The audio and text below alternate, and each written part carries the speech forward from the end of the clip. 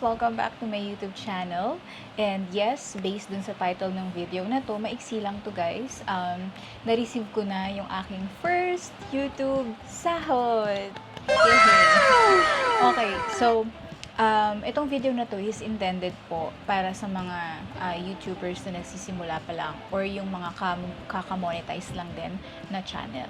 So, just to give you a brief background, na-monetize yung channel ko way back February. Nitong taon lang na to, ng February 2024.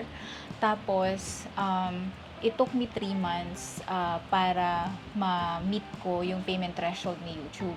Si YouTube kasi guys, meron siyang sinusunod na minimum amount para ikaw ay mapasahod. So, dapat every month, nakaka $100 ka minimum or pataas. Okay, so biruin nyo yung sa akin, inabot ako ng 3 buwan para ma-meet ko lang yung $100. So, nung April, dun ko na-meet yung $100 na threshold at sumobra pa siya ng kaunti. So, later on, sabihin ko sa inyo kung magkano yung total.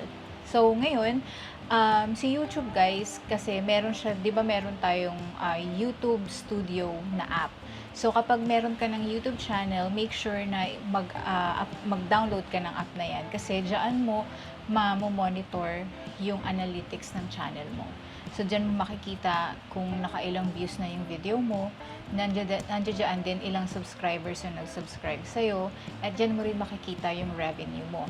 So, makikita mo kung naka $100 ka na ba.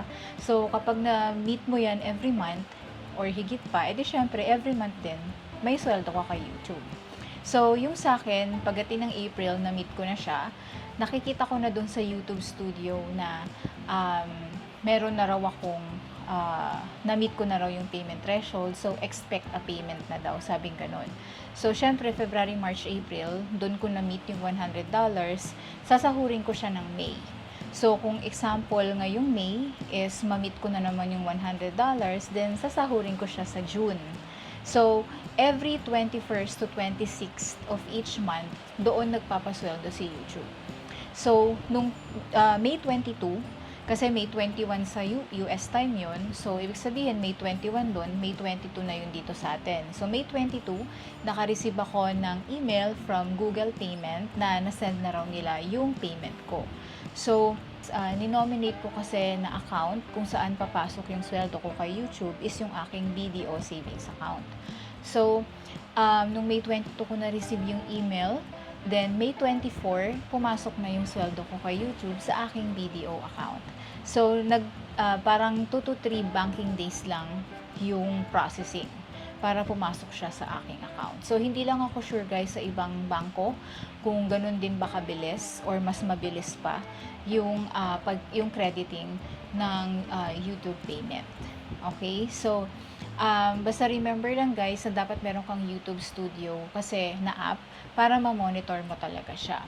So, yung aking payment, originally, $136.06 yun.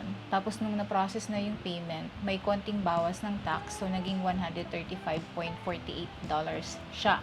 So, nung pumasok na siya sa BDO account ko, nakakuha ako ng 7,200 pesos. So, guys, di ba, yung 7,200 na yun, hindi mo yun mapupulot kahit saan.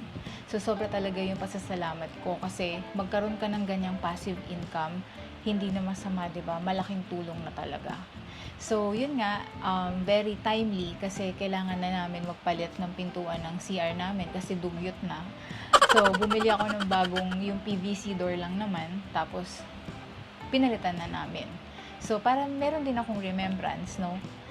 Sa aking first YouTube sweldo. So, gusto ko lang din sa inyo mag-thank you guys sa lahat ng patuloy na sumusuporta, sumusubscribe at nanonood ng videos ko. So, yun lang guys ang gusto kong i-share. And again, thank you. And see you again on my next. Bye-bye!